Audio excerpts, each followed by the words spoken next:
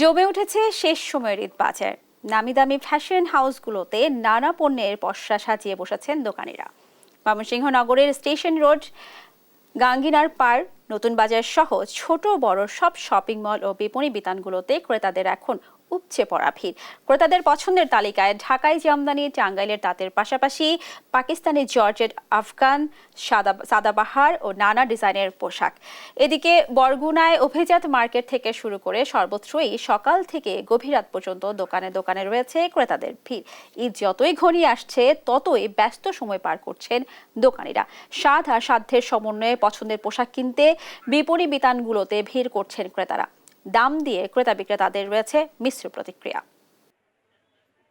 আমরা অন্য দোকানে দেখতাছি অন্য তুলনা থেকে এবারে দাম আলোর মধ্যে সীমিতর মধ্যে আছে। আমরা কাপড় চোপড় বাচ্চাগুলো কাপড় চোপড় কিনে শান্তি পাবো ইনশাল্লাহ। চট্টগ্রামে জমে উঠেছে ঈদের বেচাকেনা। বিস্তারিত জানাতে সরাসরি যুক্ত হচ্ছেন সহকর্মী AKM নাজিম।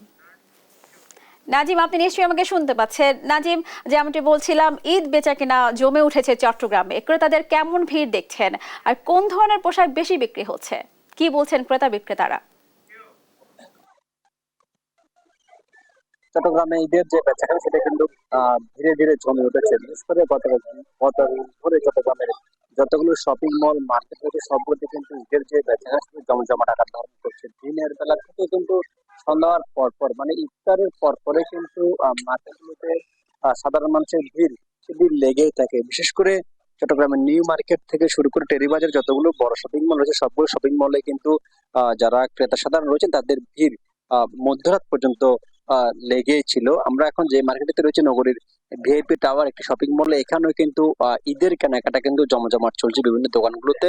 তবে একটু কম সেটির বিষয়ে আসলে যারা ব্যবসায়ী তারা যেমনটি বলেছেন, যেহেতু দিনের বেলায় রোদ, বেশিরভাগ মানুষ সময়ে মার্কেটে প্রবেশ করেন, তারা তাদের পছন্দ মতো যেসব কাপড় তারা সেগুলো ক্রয় করছেন। এবং গত বছরের তুলনায় এই বছরে কিন্তু মার্কেটগুলোতে সাধারণ মানুষের যে ভিড় সেটি আরো বাড়ছে। এবং যারা ব্যবসায়ী রয়েছেন তারা যদি বলছেন নির্বিঘ্নে এবার তারা ব্যবসা করতে পারছেন। বিশেষ করে তরুণী এবং মধ্যবয়সী যারা রয়েছেন মহিলা মহিলা তাদের মধ্যে কিন্তু ঈদের যে আমেজ সেটি আমরা দেখেছি। আমি একটু কথা বলার চেষ্টা করবো। আপনি তো ঈদের ক্রয় করছেন, যদি বলতেন কিরকম শাড়ি আপনার পছন্দ বা কি কাপড় পছন্দ আপনার যদি একটু বলতেন।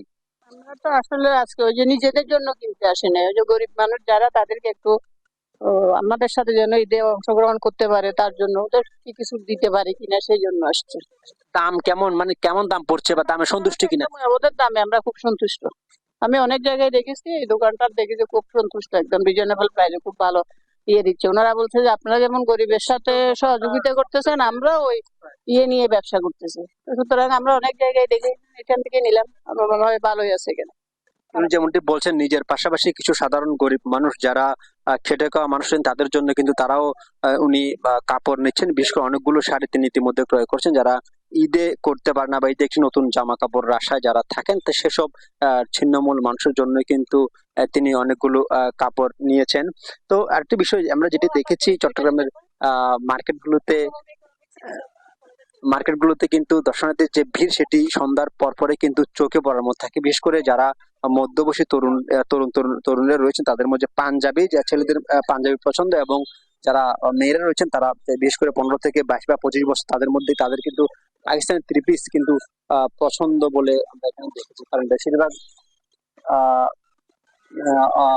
যেটি আমরা মার্কেটে রয়েছে এখানে কিন্তু তারা ব্যবসা করছেন। যদি একটু ভাই বলতেন আপনাদের ব্যবসা কেমন হচ্ছে, বেচা কেনা কেমন চলছে বা কতটুকু লাভ করতে পারতেন যদি বলতেন। আমাদের তো এমনিও সীমিত লাভ, আমরা যতটুকু সম্ভব কমায় রাখার চেষ্টা করি। মার্কেট অনুযায়ী আশেপাশে মার্কেটের তুলনায় আমাদের মার্কেটে রিজনেবল প্রাইসে পাওয়া যায়। অধিকাংশ প্রোডাক্টই আমাদের ইন্ডিয়ান মাস্টার কপি বলেন অরিজিনাল প্রায় অনেক পাওয়া যায়। আপনার এখানে বেচা কেনা কেমন চলছে, মানে কতটুকু প্রয়োজন বেচা কেনা হচ্ছে? আলহামদুলিল্লাহ মার্কেটে কাস্টমার অনুযায়ী সেল ভালো। গত 2-3টা বছর তো গত 2-3 বছর তেমন একটা ব্যবসায়ীরা ব্যবসা করতে পারে না। করোনার পরে যে একটা অসহনীয় অবস্থায় গেছে, এটা খুবই দুর্লভ। এখন আলহামদুলিল্লাহ খুব ভালো একটা ব্যবসায়ীরা রিটার্ন করতে পারতেছে। ব্যবসায়ী যেমনটা বলছেন এখন তারা খুব ভালো স্বাচ্ছন্দ্য ভাবে কিন্তু ব্যবসা বাণিজ্য করতে পারছেন। কারণ যেহেতু 5 তারিখ পরবর্তী সময় বা রাজনৈতিক পরিবর্তন সময় সাধারণ ব্যবসায়ীদের মাঝে এক ধরনের দুশ্চিন্তা কাজ করছিল, কারণ কখন এই পরিবেশ পরিস্থিতি ঠিক হবে। কারণ তখন তারা ব্যবসা করতে পারবেন। তো এবার রমজানে কিন্তু সাধারণ ব্যবসায়ী থেকে শুরু করে যারা ভালো ব্যবসা করতে পারছেন। নগরের পাশাপাশি আশপাশে যতগুলো জেলা উপজেলা রয়েছে, বিশেষ করে চট্টগ্রাম জেলার 16টি উপজেলায় কিন্তু যারা ব্যবসায়ীদের একটি ভালো লাভের আশা করছেন এবং ভালো বলছেন। তো পাশাপাশি আইন শৃঙ্খলা কিন্তু রমজানকে কেন্দ্র করে ভালো নজরদারি হয়েছে বলে আমরা জানতে পেরেছি। ঈদ বাজার নিয়ে চট্টগ্রাম থেকে এই ছিল আমার কাছে সর্বশেষ।